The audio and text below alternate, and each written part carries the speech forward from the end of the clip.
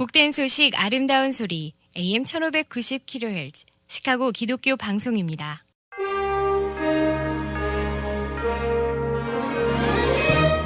여러분 안녕하십니까? 9월 9일 수요일 KCBS 헤드라인입니다.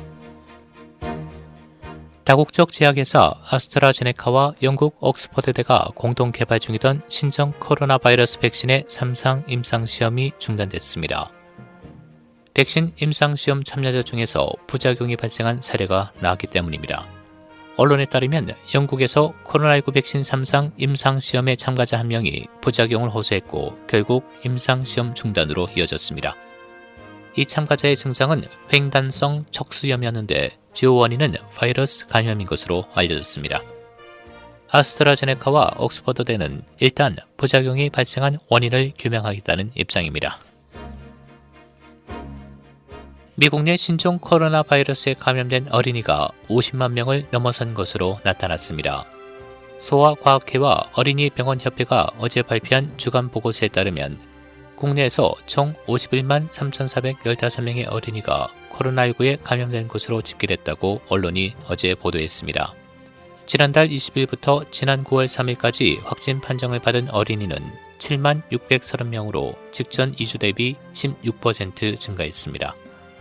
한편 현재 미국 내 신종 코로나 바이러스 누적 확진자는 651만 4,376명, 누적 사망자 19만 4,037명을 기록하고 있습니다.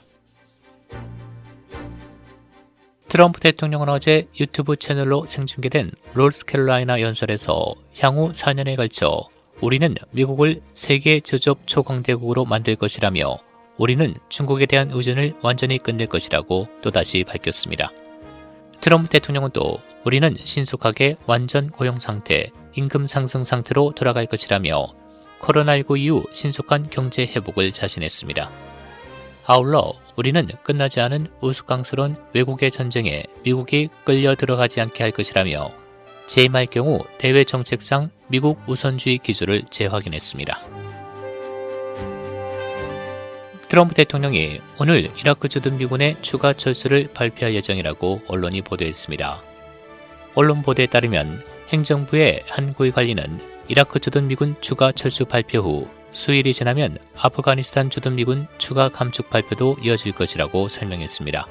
이 발언은 트럼프 대통령이 재선을 위해 4년 전 공약을 이행하고 있다고 주장하는 가운데 나온 것이라고 언론은 전했습니다. 현재 이라크에는 5,200명의 미군이 주둔하고 있는 가운데 감축 인원은 3분의 1 정도 규모를 줄일 것으로 전망됐습니다.